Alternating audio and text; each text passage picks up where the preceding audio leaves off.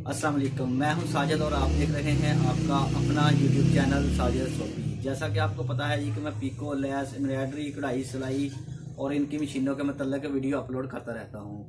तो ये आज मैं वीडियो बनाने वाला हूं फ्रंट पॉकेट एम्ब्रॉयडरी के जो बड़े डिज़ाइन होते हैं वो वाला डिज़ाइन। ये जो शर्ट आपके सामने कमीज़ पड़ी हुई है जी, इसके ऊपर इस साइड पे मैं बनाऊंगा जी डिज़ाइन ये वाला डिज़ाइन फ्री हैंड एम्ब्रॉयडरी के साथ बनेगा। ये वाला डिज़ाइन आप किसी भी मशीन के साथ बना सकते हैं। आप जुनून 8200 के साथ भी बना सकते हैं। आपको ये इधर पड़ी हुई मशीन गोडे वाली, जिसको हम बोलते हैं गोडे वाली कढ़ाई, उस मशीन के साथ भी बना सकते हैं। कोई भी कढ़ाई वाली मशीन के साथ आप ये वाला डिज़ाइन बना सकते हैं। फ्री हैंड एम्ब्रॉयडरी डिज़ाइन है ये, और आप किसी भी मशीन के साथ इस डिज़ाइन को बना सकते हैं। और आप सादा सिलाई वाली मशीन के साथ भी ये वाला डिज़ाइन बना सकते हैं। तो जी अभी मैं आपको बताता हूँ कि ये वाला डिज़ाइन आपने किस तरह से बनाना है। तो जी जिन दोस्तों ने मेरे चैनल को सब्सक्राइब किया हुआ है उनका बहुत बहुत शुक्रिया, और जो मेरे चैनल पे नए हैं मेरे चैनल को ज़रूर सब्सक्राइब कर लें और बेल आइकन को प्रेस कर लें। शुक्रिया।